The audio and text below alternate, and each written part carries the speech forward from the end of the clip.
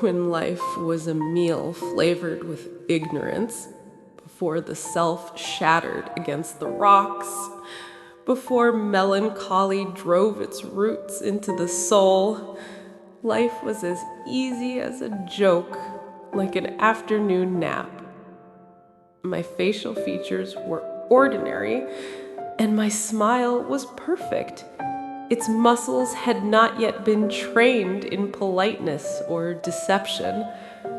I was truly happy, or at least I did not know that I would one day be sad. I had never known the alienation of the self, the truth of laughter and the rarity of tears, the running and playing, the dreaming without counting the cost.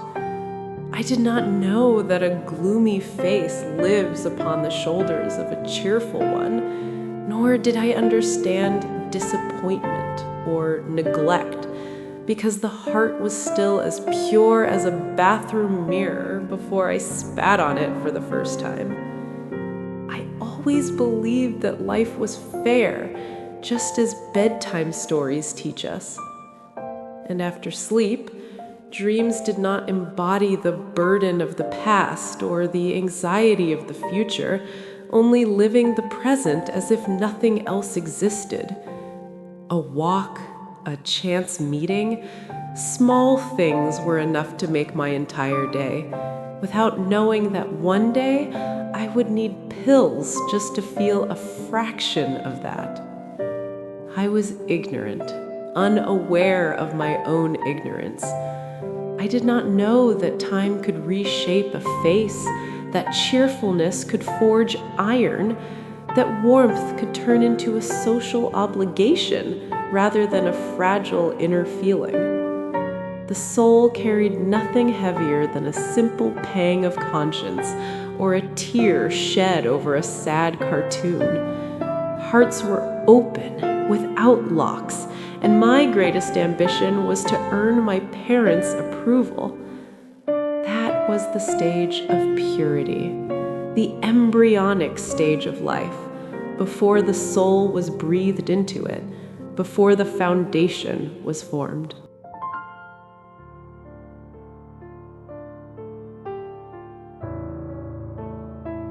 The beginning of pain was not loud.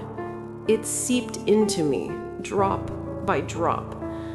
Nothing sudden happened, only my perspective changed, and my smile began to lag a few seconds behind my heart. I laughed, but my laughter did not convince me. I spoke, but my voice did not resemble me. Something inside me had broken, and I did not even notice. Deception began as a small trick. I'll hide my sadness so I won't burden anyone. Then it became a habit, and eventually a permanent mask. I no longer saw hope. I no longer knew how to live. I began to practice the art of acting, and with every success, I lost a part of myself. This is the stage of pain behind the mask. The face a stage for joy, while the inside is a graveyard ruled by silence. From here, my days began to play on a different string, and life took on another course to reshape the soul. Every time I open my eyes, I feel as if I am being born again, not to live a new life, but to bleed into the first grave, as if I were created to rebuild my heart every morning after it scattered during the night. No one knew that the moment I smiled at the mirror was the last breath I took before drowning in my own sinking. The house I grew up in was not a home. It was a box of silence, despite the loudness of the shouting within it. Too much lying on the bed, too little conversation. And the walls resembled my memory, full of scratches, no love in its corners, no sunlight slipping through its windows, only the inherited scent of disappointment and that ceiling I kept staring at.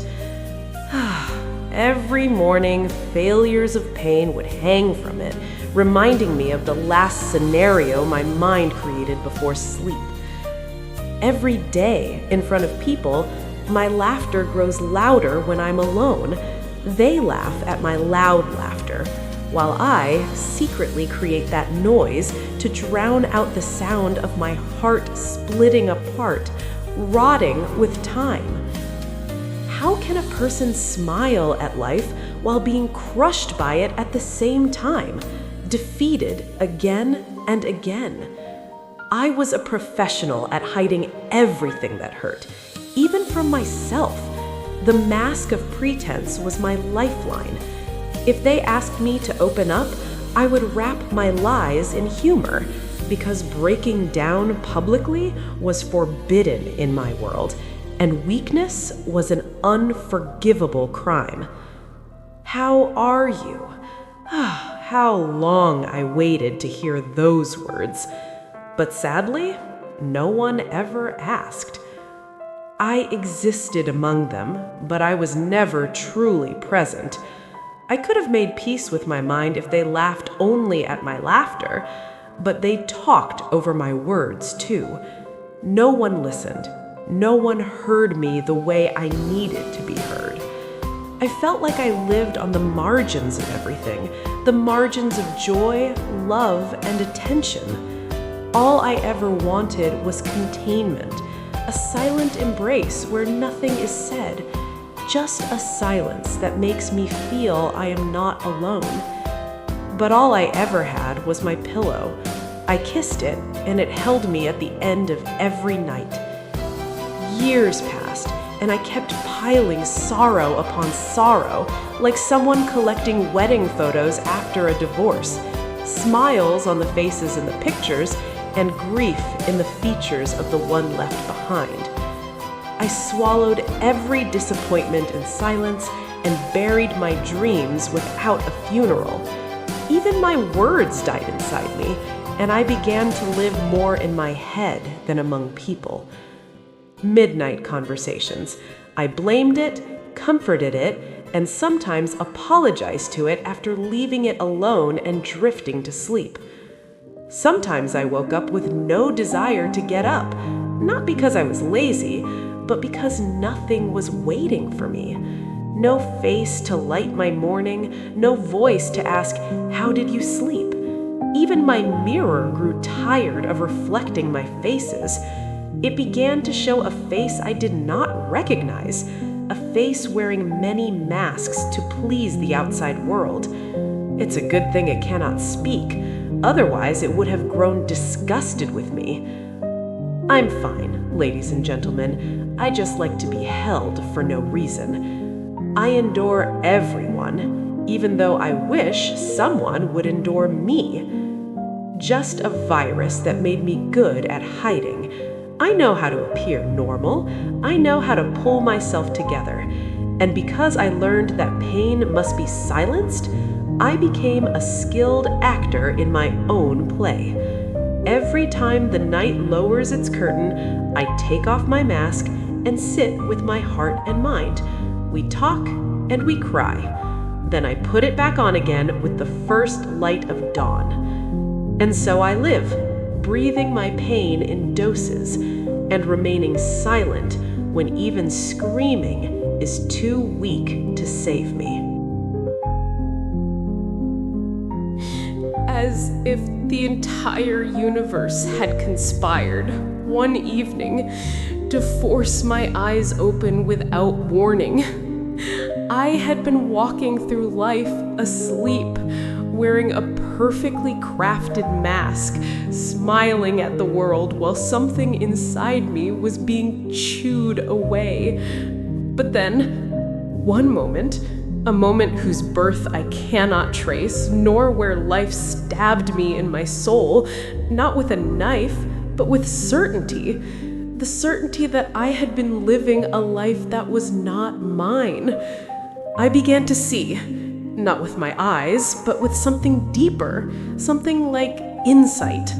I saw my face in the mirror, not as I remembered it, but as it truly was: exhausted, fragile, worn from carrying the world on my shoulders and from denying itself. In those days, awakening was not beautiful. It was not a gentle light, but an earthquake that overturned my entire being. I saw the falseness of relationships, the falseness of praise, the falseness of everything I had built myself upon. I looked at a past that, whenever I thought I had forgotten it, would stretch its hand from beneath the ground and pull me back into it. I realized that awareness does not mean peace.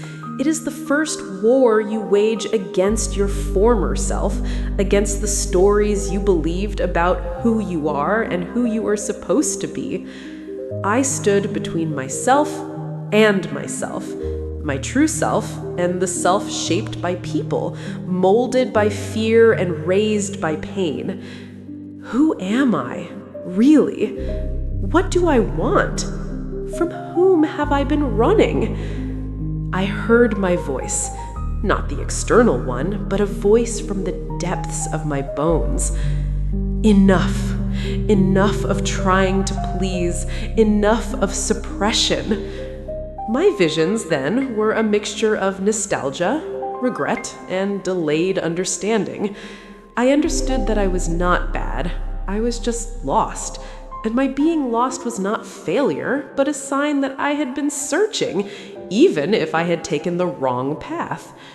With this awareness, I began removing my masks one by one, the masks of strength, confidence, and happiness, and I wore instead a face of indifference. What is wrong with fragility? What is wrong with showing pain? What is wrong with embracing weakness instead of running from it? With every moment of confrontation, I died a little, then came back to life purer, smaller, more honest, more like myself. Awareness is painful, yes, but it is also the first path towards liberation. To see, even if seeing burns you. To remain silent, not in escape, but in respect for the noise within you. To start from zero, even if you are walking on the wreckage of past storms. I was not a hero. I was just a human being who woke up halfway through the journey and discovered that the path was not his, and that he had to turn back even if it meant walking barefoot on embers. I won over happiness, yet sorrow remains.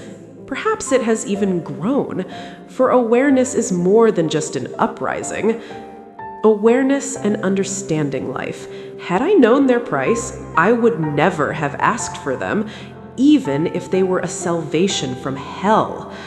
I could have lived like stray dogs, searching daily for fleeting pleasures, shivering in the cold and warming my joints with a blanket of ignorance. At least I would have felt at ease. People, words, religions, love, myself, everything began to feel strange, artificial, absurd to the lowest degree. Awareness? It is a curse, not a gift. It is not light. It is that voice that keeps asking at every moment, why? Where to? What is the point? My mind seems to have stopped producing dopamine. I have no passion for this or that, no passion for anything. Life has turned gray, and the faces of people began to look like monsters. I no longer believe in love. It feels like the calm before a storm. I no longer trust in God because I do not understand him, and in the midst of his silence, I began to question whether he exists at all, or whether we created him to justify our fear and our failures. Every thought born in my mind became a curse sentenced to eternity. I want to extinguish this awareness, to tear my head off, to return to dust, to stone anything that does not think. Thinking is an illness, awareness a chain, and freedom a mirage we chase until we fall on our faces or tear the soles of our feet. Strangers call me mad, and those close to me call me cold. I am neither. I am the opposite of their beliefs.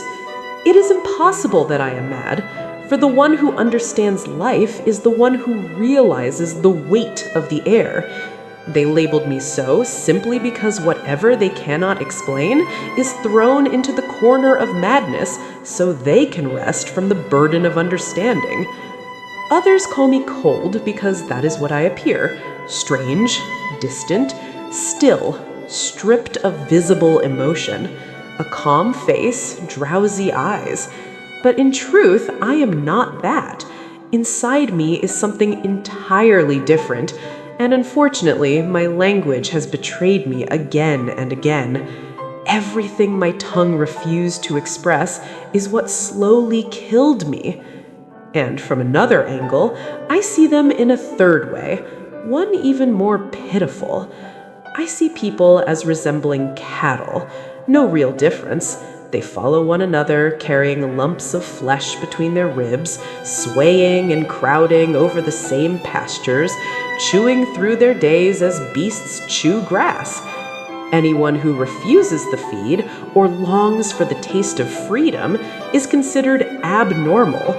They hate the different, not for any reason, but because he unsettles the herd and reminds them that they have forgotten how to live as humans. I thank God for this blessing, the blessing of intelligence. But sometimes I tell myself, I wish I was a small calf without a mind to think. Life would have been far less complicated. I would have lived by instinct, walking when they walk, stopping when they stop, busy chewing feed instead of thoughts. I wish I had never left the herd. Perhaps I would have been happier. But I tried living as a human and failed. And when I tried to be simple and foolish, I failed at that too. Ultimately, this is my life, and thank you for listening.